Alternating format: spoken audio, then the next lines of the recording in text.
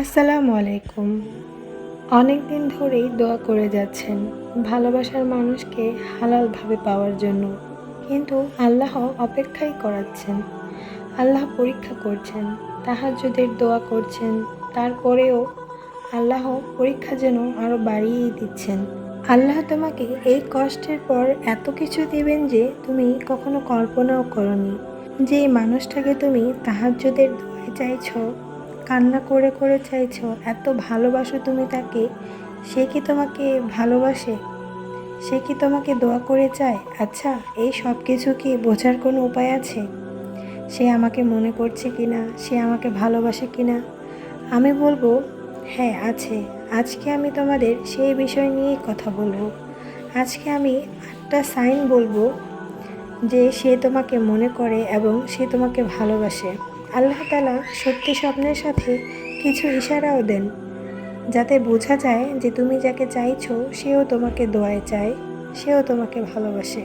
কে জানে এই ইশারাগুলো হয়তো তোমাদের সাথে ঘটছে, কিন্তু তোমাদের জানা নেই। আচ্ছা, এই ইশারাগুলো কি সবাই পাবে? যাদের সত্যিই বিচ্ছেদ হয়েছে, কোনো যোগাযোগ নেই বা কোনোভাবেই তারা একজন আরেকজনের সাথে দেখা করে না, এই সব নিশানিগুলো শুধু তারাই ফিল করবে। যাদেরকে আল্লাহ তাআলা দোয়া করার তৌফিক দিয়েছেন এবং যারা সত্যিই একজন আরেকজনকে ভালোবাসে, তারাই কিন্তু এই নিশানিগুলো ফিল করবে। প্রথম নিশানি, আল্লাহ তার অন্তর থেকে তোমার চিন্তা এখনও দূর করেননি। যখন তোমার কথা তার মনে পড়বে, তখন তোমার তার কাছেই যেতে ইচ্ছে করবে। মনে হবে সে তোমাকে তার দিকে টানছে। এটা হয় যখন একজন আরেকজনকে সত্যি ভালোবাসে।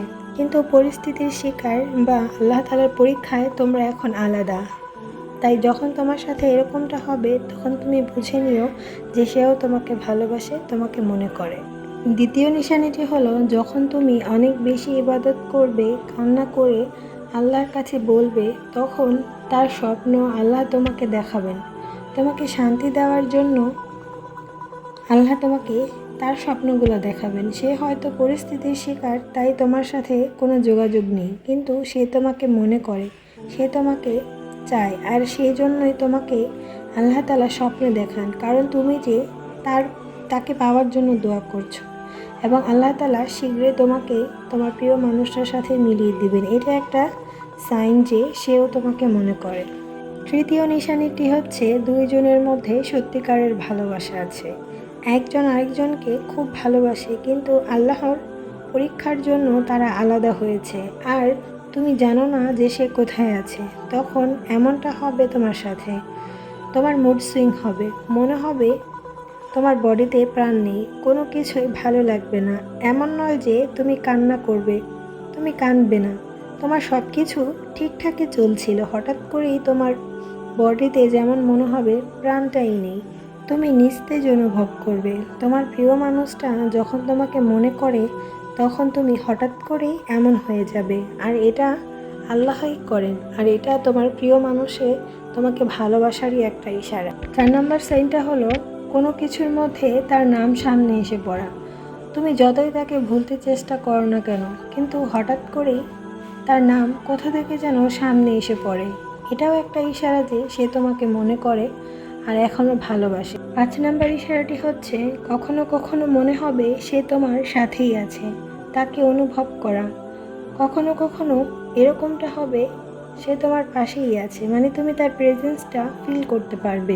6 নম্বর সাইনটি হচ্ছে, হঠাৎ করে মনে খুশি অনুভব করা, হার্টবিট ফাস্ট হয়ে যাওয়া, যেমনটা কখনো তার সাথে দেখা হলে তোমার হতো। কোনো কারণ ছাড়াই তার কথা মনে পড়ে খুশি লাগা, এটা শুধু হঠাৎ করেই হবে, আর এটাই একটা সাইন যে সেও তোমাকে মনে করে। 7 নম্বর ইশারাটি হচ্ছে গাট ফিলিং। এটা একটা নিয়ামত যে সে তোমাকে মনে করে, তখন তোমার বুকের মধ্যে ছটফট অনুভব হয়, তার কথা ভেবে কান্না পায়, সে ঠিক আছে কিনা তা জানার জন্য ছটফট লাগে। তখন কিন্তু সে তোমার কথাই মনে করে, তাই তোমার এরকমটা অনুভব হয়। 8 নম্বর ইশারাটি হচ্ছে, এখন আর তোমরা একসাথে নেই, কিন্তু তারপরেও তোমার আর কাউকে ভালো লাগে না। যে ম্যাচিংসটা তোমার সাথে তার ছিল, আর তুমি কারো সাথেই সেটা ফিল করো না। কাউকে তোমার বিয়ের জন্য পছন্দ হবে না। তোমার দোয়ায় বারবার না চাইতেও সেই মানুষটার কথাই এসে পড়বে। এটা একটা সাইন যে সে তোমাকে ভালোবাসে, সে তোমাকে বিয়ে করতে চায়, কিন্তু পরিস্থিতির শিকার। আর এই সাইনগুলো কিন্তু পরীক্ষার সময় হিলিংয়ের কাজ করে।